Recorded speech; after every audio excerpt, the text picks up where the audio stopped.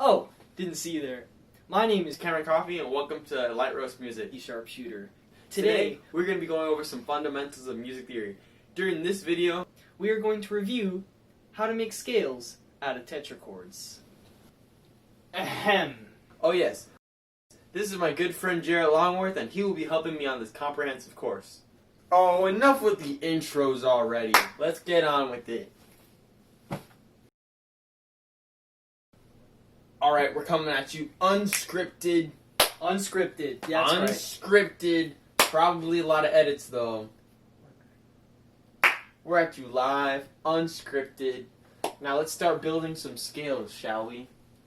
That's Jarrett, right. That's right. Jarrett, pick a note. C. Alright, can I have the... So we're going to start at C. I have a little diagram of what we're going to do, right? So we're going to start at C.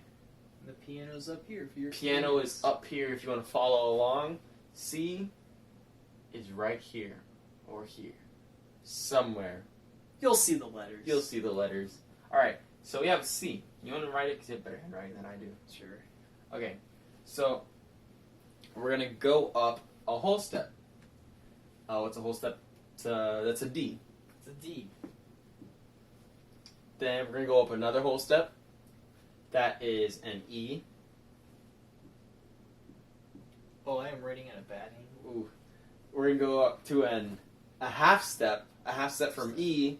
It's unlike other notes. So we're not going to go to F. Wait, we are going to F. We are going to F, so we're going to go up a half step to F. Because E is only a half step away from F. It's the weird looking ones, alright? What do you mean it's the weird looking one? Well, it's the weird looking ones. Look, like B and C and E and F are weird looking. Like it's a weird looking... There are no black notes between B and C or E and F. That's what we mean. Or that's what I mean, at least. Okay.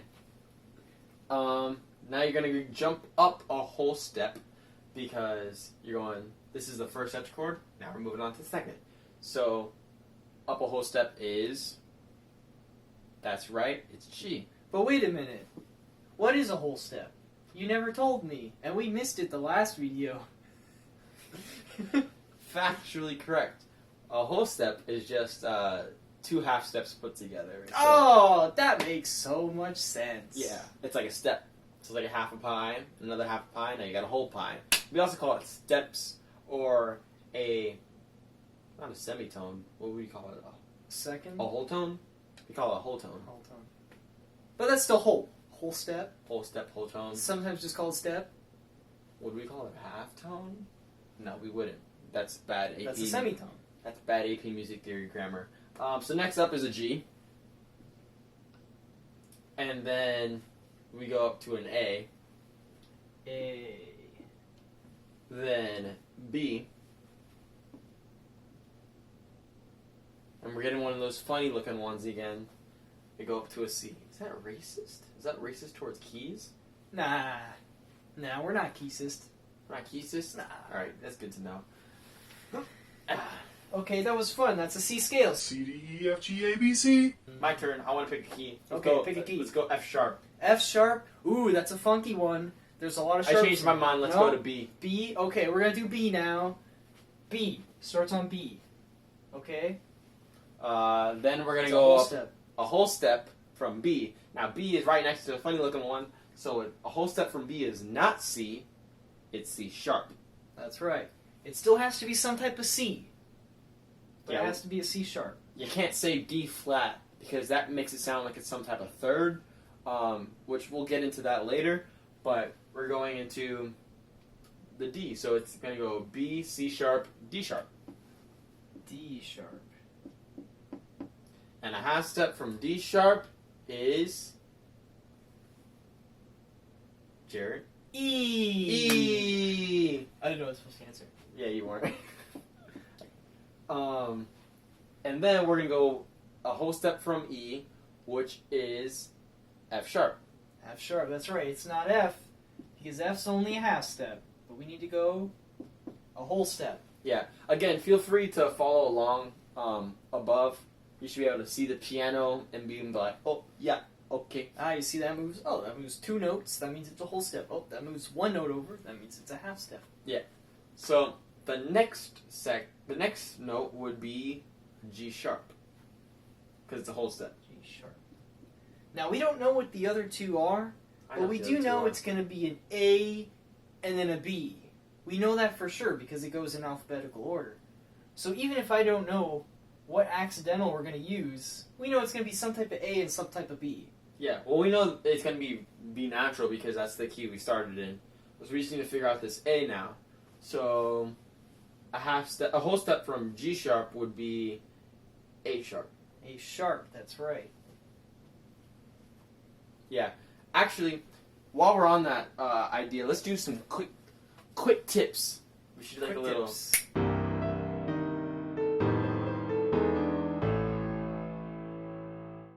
All right. Next key. No. Quick tips. Quick tips. That's Okay. First quick tip: when you're asked to build a scale really quickly. So if you're doing it letter by letter, let's just give me a note. E. So we're gonna go E. Then quick tip is just go E, F, G, A, B, C, D, E. Right? We're just going in order of the musical notes. And if you're going points-wise, you're going to get most points. Because if you're in E minor, you're only, one away from the correct E minor? Yeah. So, yeah. The quick tip is just write all the notes in order first, and then worry about accidentals. Got another quick tip, Jared? Yeah. Now we haven't learned about this thing called the circle of fifths. Let me write that while you're talking. But basically, you can skip the whole process of half steps and whole steps and just start writing letters and accidentals real easy. But how do you do that? You obviously gotta know something. You gotta know some type of trick, right? That's right. And that's where the circle of fifths come in. Or circle of fourths, depending on which direction you're looking in. To the right, it's fifths, and to the left, or counterclockwise, it will be fourths. Right? Yeah, I'm oriented right. So, for example, if we want to make a scale on C, well, we're missing one important ingredient that makes all this possible. And you gotta know how many sharps and how many flats are in each key. Yeah. There is some type of memorization with this, but it's much easier to belt out once you know these quick little tips. Yeah. This is the circle of fifths. It kind of looks like a clock. If you think of this as 12, this is 1, 2, 3, 4, 5, 6, 7, 8, 9, 10, 11. So it kind of looks like a clock. And how you can remember this? Actually, how do you remember this, Jared? Is eating bread? Fat chickens get dumped at every barn. Yeah. So if you start at F, which is about the 11 o'clock, you can go fat chicks get dumped at every bar, right?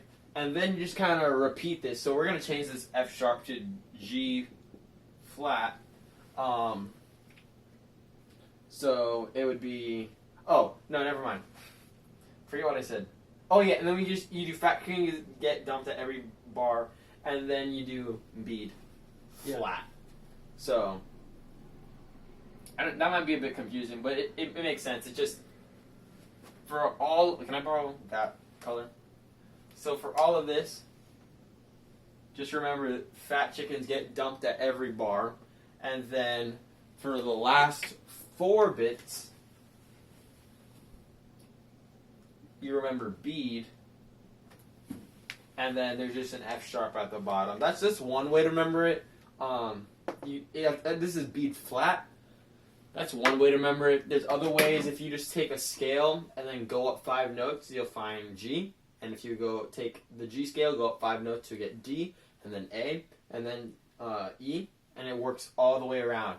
And then, if you go backwards, you go up 4 notes, you get F, go up 4 notes, get B flat, go up 4 notes, E flat, up, A flat, D flat, G flat, C flat, F flat, and then just so far and so forth. So on and so forth. That's the line. So we have this circle, and I wrote down basically the circle of fifths, but in a single line. But what do you do with this? I have one with a flat and one with a sharp there. But what's it mean? What does it mean? It's the order of sharps and flats. And you can use this with a combination of knowing how many flats or sharps are in each of these keys, so you know which notes have sharps and which notes have flats. Yes. That's the order I remember. The flats. Oh, I do bead greatest common factor. Yeah, you can do bead greatest common factor, but I do bead j k. It's easier for me to remember. And then fat chicks get dumped at every bar. Yeah, fat chicks get dumped at every bar. We didn't come up with it. It just happened to stick. By chicks, we mean chickens. Chickens. Fat chickens get dumped at every barn. Barn. Of course, right? Yeah. So here we go. We're just going to start writing this out. And this is memorization. You obviously wouldn't know this just coming into music. But once you know it, you have it for life. Until you forget it.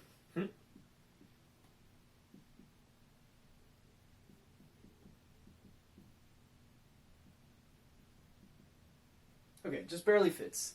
Right, so this is the number of sharps in each key. And you'll notice it's in the exact order of the circle of fifths. So we have 0, 1, 2, 3, 4, 5, 6, 7. And once you hit 7, that's all the notes in a scale, because the 8th note is the same starting note. So, okay, let's say we want to make a D scale. Okay, well there are 2 sharps. But I don't know what two notes are sharp. Well, the answer's right here. The first 2 here are the sharp notes. Right? So that would be, and I'm not going to write it out, but D, E, F sharp, right? So we hit the first one. G, A, B, C sharp, D. So that's 2 sharps, in the order of sharps. The reason why we're talking so fast is because this is stuff you kind of have to know on hand. So we're kind of just spilling it out, but we might take another take or you talk slower. It could. Who knows? I don't know. I like the take as is. I don't know. Me too. Anyway, since we're on the topic of like memorization tools, I'm gonna erase all this. Oh, you're gonna erase everything? All right. Yeah. And I'm gonna talk about lines. Lines. Face and every good boy does fine. Oh, that's right. That's right. We never actually talked about that. I feel like that's kind of important. Yeah. Now, there's one thing, along with the scales and the circle of fifths, that we haven't quite mentioned yet, and those are called clefs. Now, for the most of the AP Music Theory exam, you're going to see 2 types of clefs. A treble clef and a bass clef. They are probably the most standard used clefs. But, you know, there's some other funky ones like tenor clef and alto clef and baritone clef, and the list goes on. But we're not worrying about that today. We're worried about treble, which looks like that. Ooh, that's a very nice treble clef. Thank you. And then bass clef, which... I have not written yet because I wanted to... Anyways, it'll look like this, but better. It looks like that, kind of like a frowny face. Yeah, I mean, I kind of see it as a backward C with 2 dots on the side, but everybody has their own point of view. Anyway, back to treble clef. So, this is F, A, C, E. And besides making an F major 7 triad, it also... You just say major 7 triad? That wasn't right, guys. That's called a chord, not a triad. Besides making an F7 chord, F major 7 chord, you can spell out the word face. In the spaces. In the spaces. So, I'm going to do that right now. So, it's F, A, C, E. Now, we people who speak English would think that it actually says ECAF, but that's for dumb people. No. Actually, it spells face. You just have to read it upside down, and that's how musicians pay attention to music. But what about the lines? You might be asking. Well, how do you remember the lines? Let's see. Wait, this is Treble clef. every good boy does fine. Every good boy does fine. Is that how I remember it too? I feel like there was one about like Godzilla, or is that? I think it was bass clef. But yeah. So let me write this in a different. Do you have the purple one? Does red work? Purple's on the floor. Red. Yeah, red works. Okay. So every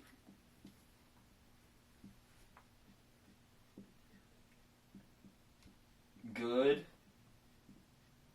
And while Cameron's boy. writing this, you'll notice that the G, which is on the second line of a treble clef, also happens to be right in the center of the treble clef, the little circular bit. It's no coincidence that the treble clef is also sometimes, less commonly, but sometimes called the G clef. So yeah, we take the first letter of all these words, and we know what note is on all these lines. So it goes, every good boy does fine. Say that 3 times fast. Every good boy does fine. Everybody, yeah, it's hard to say, but just do it. Maybe you'll prove us wrong, and you'll also memorize some music theory stuff in the process. On the bass clef, this is your specialty. So That's right. I'll let you do this. You want to write on this side since it's like Yeah. switch places. Oh, whoa. Musictheory.net, which we have not said yet. You can find a lot of help with music theory and like learning new things on this website called musictheory.net. Not .com, not .org, not toavisionary.com or .net. It's musictheory.net. Say it with me. musictheory.net. It'll help you with basically all things music theory, audio, visual, listening, Memorizing keys. Yeah. If you can be, what's the challenge in musictheory.net? It's the all keys. Right. You can basically now we haven't talked a lot about modes or anything, but if you really get in there, by the end you'll know keys in and out. Like if you have a key signature with 3 flats in it, you'll E-flat, automatically know C minor. that it's in it's E flat, but not only that, F Dorian. that it's F Dorian, G Mixolydian, like you'll know that stuff off the top of your head. G Mixolydian. What's the third one? Phrygian. G Phrygian. See, I'm not even that good at it.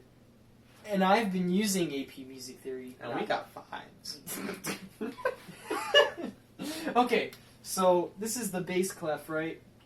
So the spaces, it's not as good to memorize, but it's literally just Ace G. I don't really have an acronym for that. I don't know if you do. I just learned it literally as Ace G. Godzilla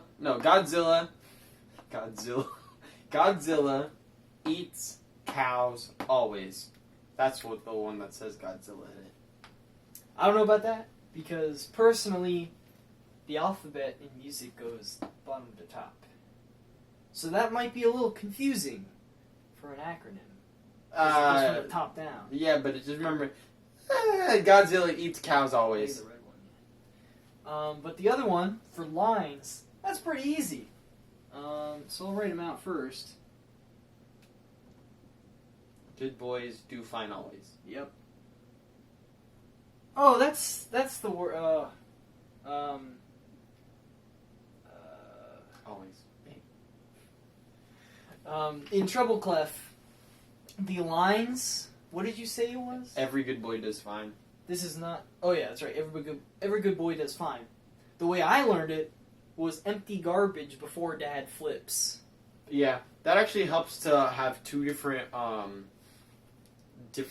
like acronyms or whatever they're called, for 2 different like what are these called, clefs? Having 2 different acronyms for 2 different clefs, so you don't get them confused. versus mine would say every good boy does fine. I might accidentally think that's an E.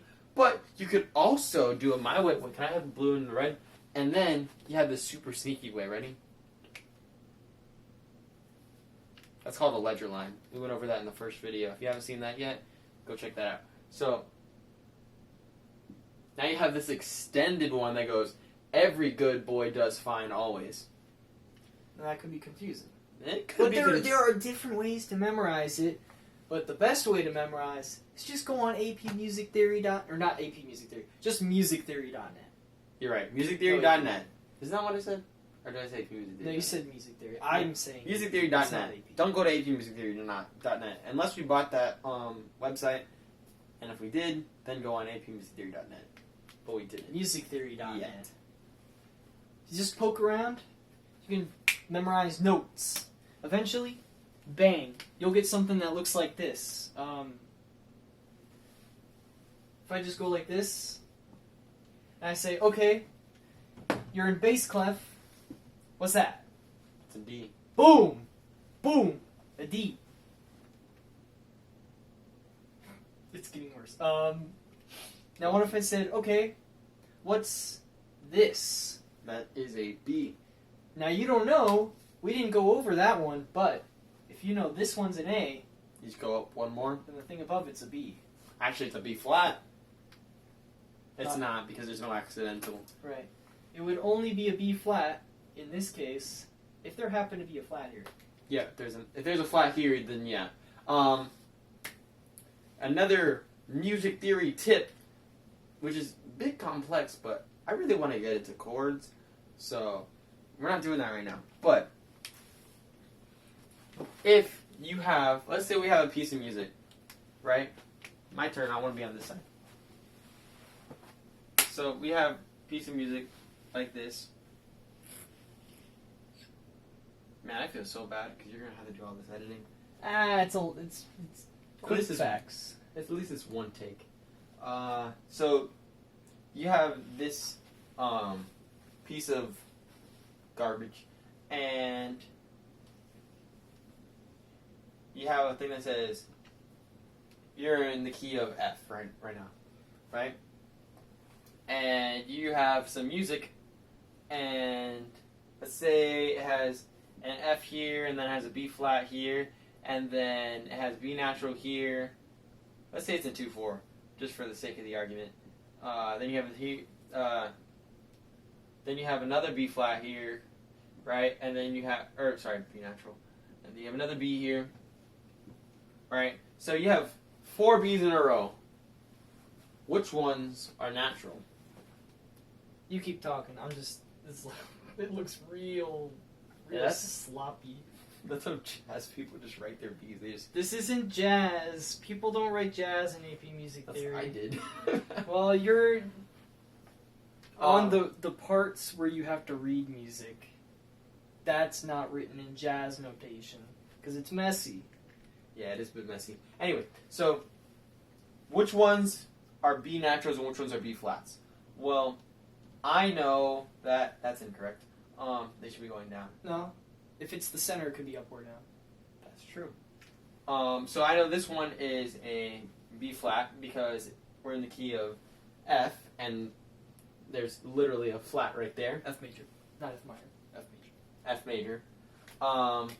And I know this one's a natural because there's a natural sign. But what's that one? That one is following this one with the natural sign, but there's also a flat in the key signature. So is it natural? Is it flat? Is it sharp?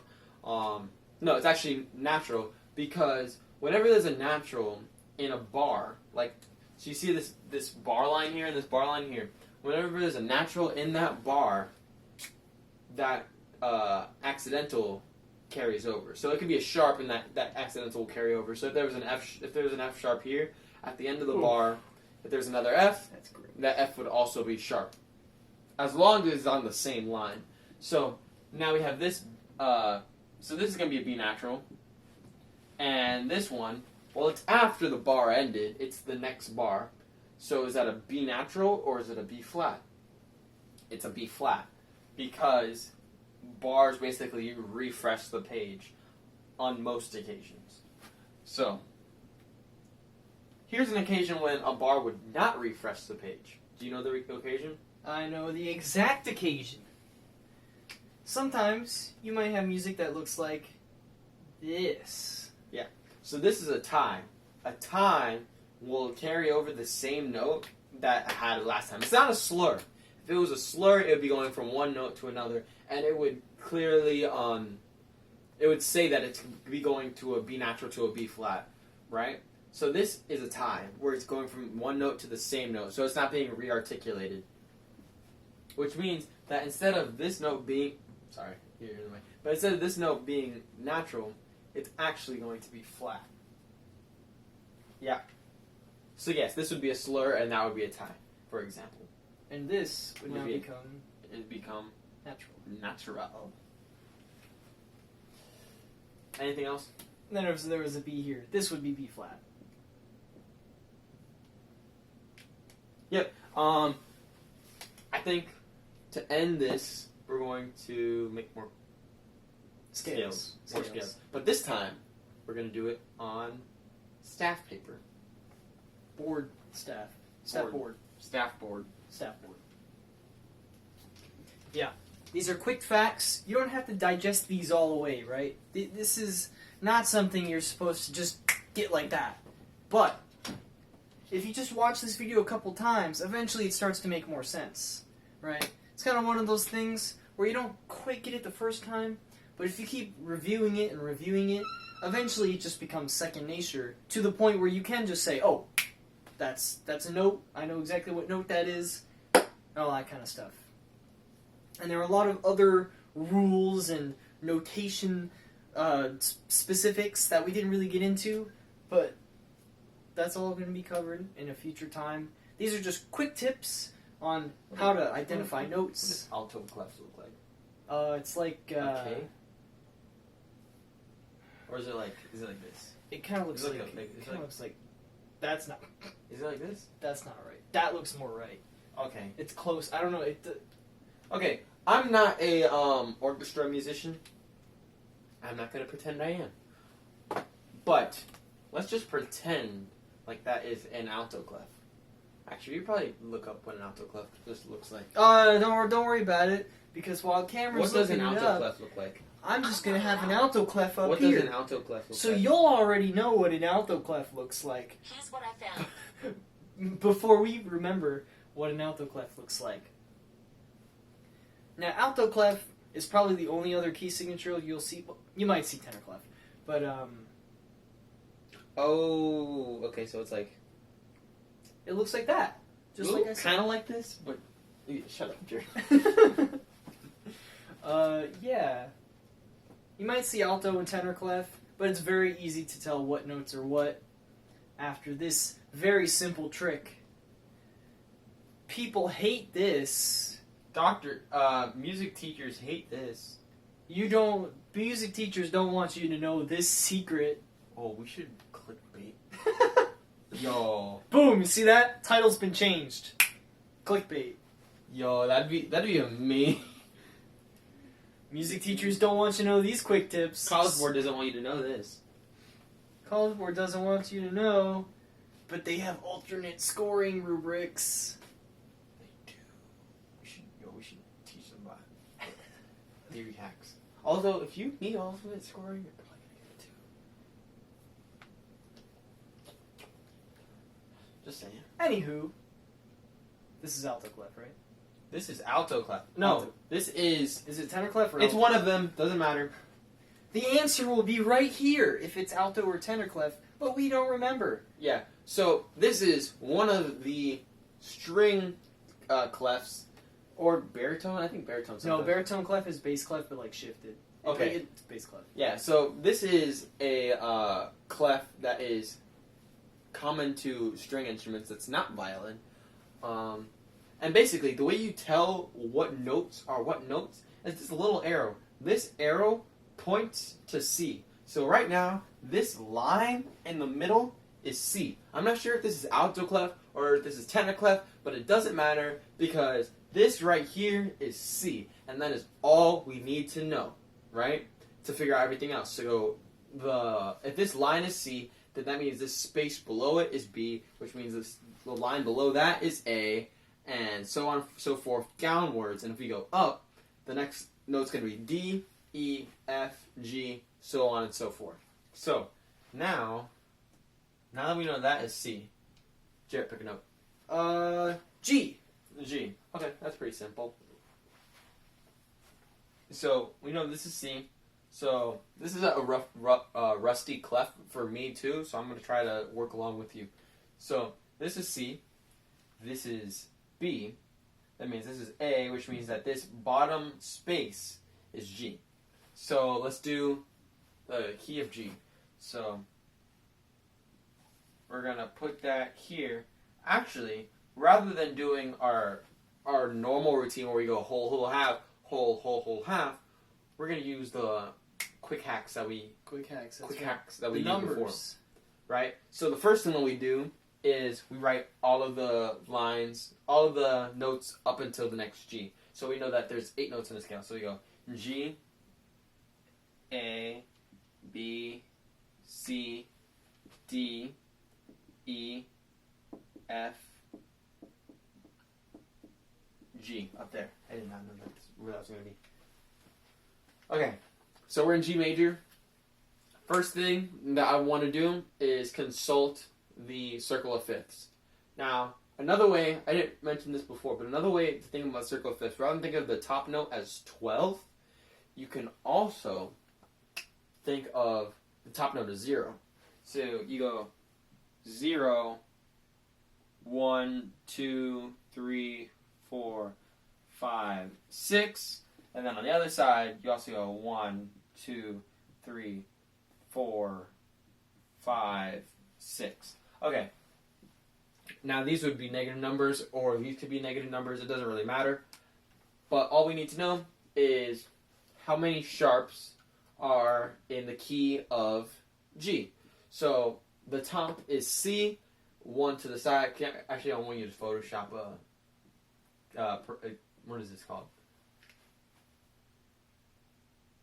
I'm pausing.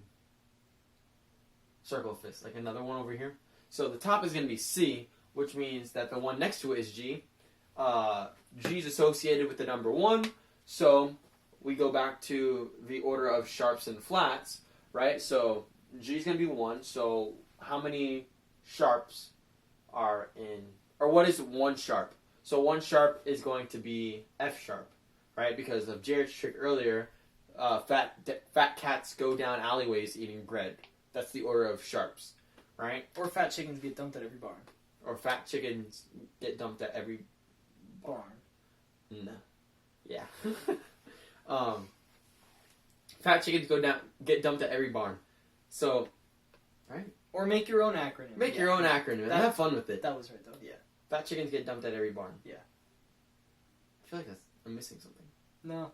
Fat chickens get dumped at every barn. Anyway, I used it on the exam. It works, guys. The first letter of fat chickens get dumped at every barn is F. So all we need to do now is find F in this conglomeration of notes. G, A, B, C, D, E, F. So that's F. But wait a minute. How did he know that was F? Well, I just forgot that was G. I forgot. How do I get back? How do I reorient myself? That's what I'm asking. Oh, you can reorient yourself by going back to the clef, right? So that clef points down to C, so you can either just find where, if you know where F is compared to C, you'd go C, D, E, F, you got your F. There's your sharp, you forgot what key you're in, you can either look at the title, or you just go C, B, A, G. Oh, we're in the key of G. Bada bing, bada boom. And eventually, these keys will just be like bam, bam, bam. So if I say the key of G, 1 sharp. If I say the key of F, 1 flat. If I say the key of D, that's 2 sharps. And so on and so forth. So yeah, I think that concludes this video of quick facts. Now, something on the music theory exam, you might see something like this. What key is this in? Yeah, this would be the first question that they ask you. Multiple choice. Boom. Something easy like that. That's where it begins. Something like that. Mm-hmm. Thanks for watching.